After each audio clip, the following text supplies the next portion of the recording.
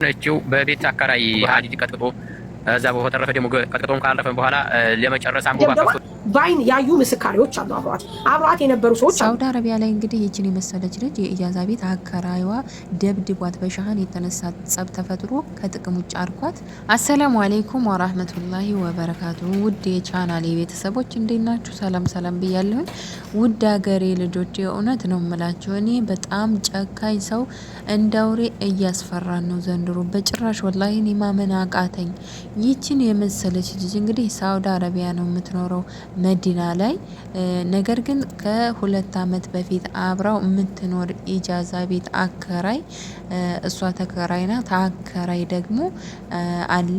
ከዛም በኋላ ከ3 ቀን በፊት ግን የተፈጠረው እጅግ በጣም የሚያሳዝን ነገር ነው ማለት ነው። እሱም ምንድነው ወላሂ ነው የምላችሁ፣ ሼር ላይክ አድርጉት ብዙ ሰው ጋር ደርሶ ልጅቷ መፍትሄ እንድታገኝ እንድትገኝ ሰበብ ብንሆን ወላሂ እኔ በጣም ነው ያሳዘነችኝ። የእውነት ነው የምላችሁ። ከ3 ቀን በፊት እንግዲህ ኢጃዛ ቤት ነበረች። የሚያሳዝነው በሻሃን የተነሳ ይጣላሉ፣ አከራይና ይቺ ልጅ ማለት ነው። እንግዲህ አከራዩ ወንድ ነው። እኔ ወላሂ ነው የምላችሁ በዛ አጋጣሚ የምነግራችሁ ሴቶች እህቶቻችን እባካችሁ ወንድ ኢጃዛ ቤት አትያዙ። ሴት ጋር ተዳለቡ፣ ሴት ጋር ኑሩ። ሴቶች በጣም ብዙ ቤት ኪራይ ያላቸው እህቶቻችን አሉ፣ ሙህተረም የሆኑ በጣም ማለት በስነ ስርዓት ተከብራችሁ የምትኖሩበት ማንም የሚይዛችሁ የለም ማለት የግድ ላስገድዳችሁ ምናምን የሚል በጭራሽ የሌለበት። ሴቶች ጋር ተከራዩ፣ ወንዶች ጋር ተከራዩ። ምን ሆናችሁ ነው? ወላሂ ነው የምላችሁ። ይህችታችን እንግዲህ ባለ ትዳር ናት ነው የተባለው። እዛ ቤት እንግዲህ በተፈጠረው ጸብ በሻሃን ምክንያት፣ ሻሃን ማለት በቻርጅ ምክንያት ጸብ ይፈጠራል። ከአከራይዋ ጋር ግብ ይይዛሉ። ከዛም በኋላ እንግዲህ ይሄ አከራይ እኔ ጤነኛ አይመስለኝም። ጤነኛ ቢሆን እንደዚህ አያደርግም ብዬ አስባለሁ። በብረት ሳይቀር ቀጥቅጧት ልጅቷን 2 ሰው እንደውም አብሯት ማለት ያየ ሰው አለ፣ ሲደበድባት ያየ ሰው አለ። እኔ የእውነት ነው የምላችሁ በጣም በቃ ምን ጉድ ነው ዘንድሮ የምንሰማው ጉድ። እኔ በቃ ማመን ነው የሚያቅተኝ። በብረት ሳይቀር ቀጥቅጦ ከጥቅም ውጭ አርጓታል አሉ። እንግዲህ ያዩ ልጆች ናቸው ላይቭ ላይ ቲክቶክ ላይ ሳሪ ቤት መጥተው የተናገሩት። በጣም ያሳዝናል። ሰው እንዴት በአገሩ በዜጋው በራሱ ሰው እንደዚህ በተለይ ደግሞ ሴት ላይ እጃቸውን የምታነሱ ወንዶች እጃቸው ይቆረጥ። ሌላ ምን እላለሁኝ? እጃቸው ይቆረጥ ጌታ ይመጀን። ይችን የመሰለች እጅ እንግዲህ ከቀጠቀጣት በኋላ ጭራሽ ቤቱን ሊያቃጥለው አንቦባ ጋዝ እንትን ሊል ማለት ነው። ጤነኛ ሰው አሁን እንደዛ ያደርጋል? እርግጠኛ ነኝ ጤነኛ አይደለም። ወላሂ ነው የምላችሁ። ያውም መዲና ላይ። መዲና እንግዲህ ጸጥ ያለ በጣም ብዙ ሀበሻ የሌለበት በጣም የተረጋጋ በቃ ሰላም ያለበት ሀገር ነው። እንግዲህ በጣም ይገርማል፣ ያሳዝናል፣ ያሳፍራል። እንደ ሀበሻም ያሳፍራል። ይሄ ያንድ አይነት ወላሂ ላዚም ማት ነው።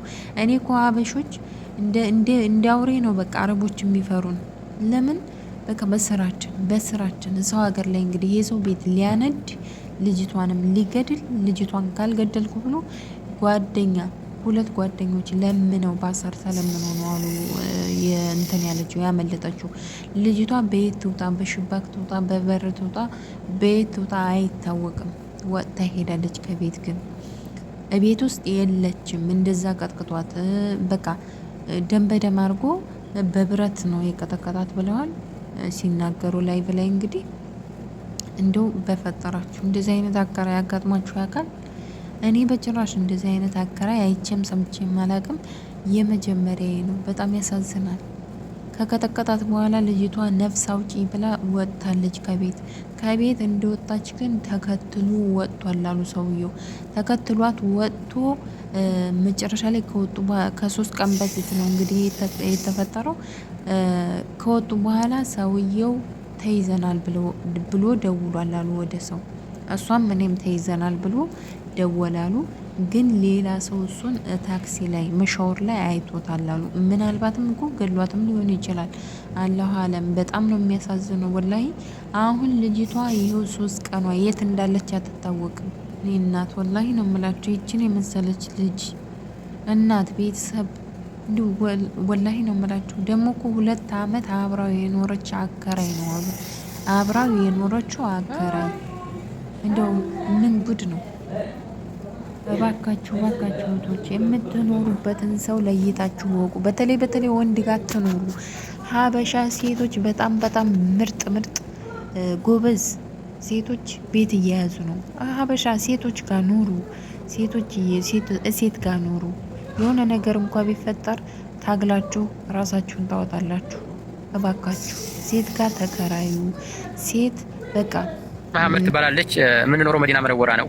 የሆነችው በቤት አከራይ አለ መዲና። የቤት አከራዩ ጋር ነው የተጣላችው። እሱ ነው ደብድቦ ከጥቅም ውጭ አድርጎ በሀዲድ ቀጥቅጦ እዛ በተረፈ ደግሞ ቀጥቅጦም ካለፈ በኋላ ለመጨረስ አንቦባ ከፍቶ ሊጨርሳት ሲል ጓደኞቿ 2 ልጆች አሉ። እዛ መሀል ላይ እሱ ለምነው ላላህ ብለህ በቃ ተትረፍተዋት ብለውት ይገለግሉት። አጋጣሚ ላላህ ብለው ይለምኑት። በመስኮት ትዝለል በበሩ ትህድ በምን ትህድ የሚያውቁት ነገር የላቸው።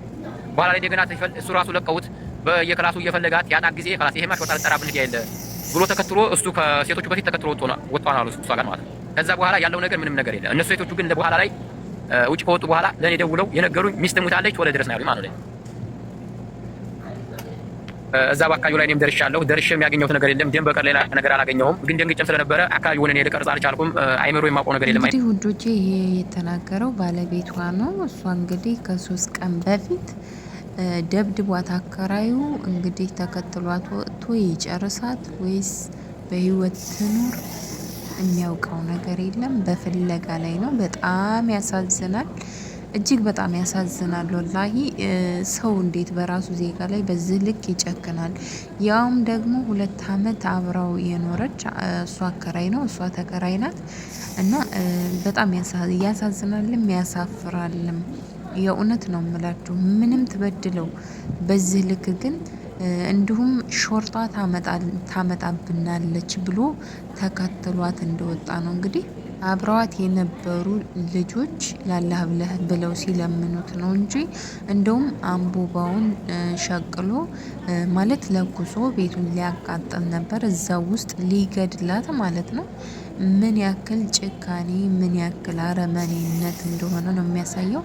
የእውነት ነው የምላችሁ። እንደዚህ እያሉ እህቶቻችን በየሀገሩ የሚያልቁት በዚህም ምክንያት ነው። አንዳንድ ጤነኛ ያልሆኑ ብዙ በቃ ማለት ራሳቸውንም እዳ ከተው ሰውንም ይዘው የሚጠፉ በጣም ብዙ ሰዎች አሉና እጅግ በጣም ያሳዝናል።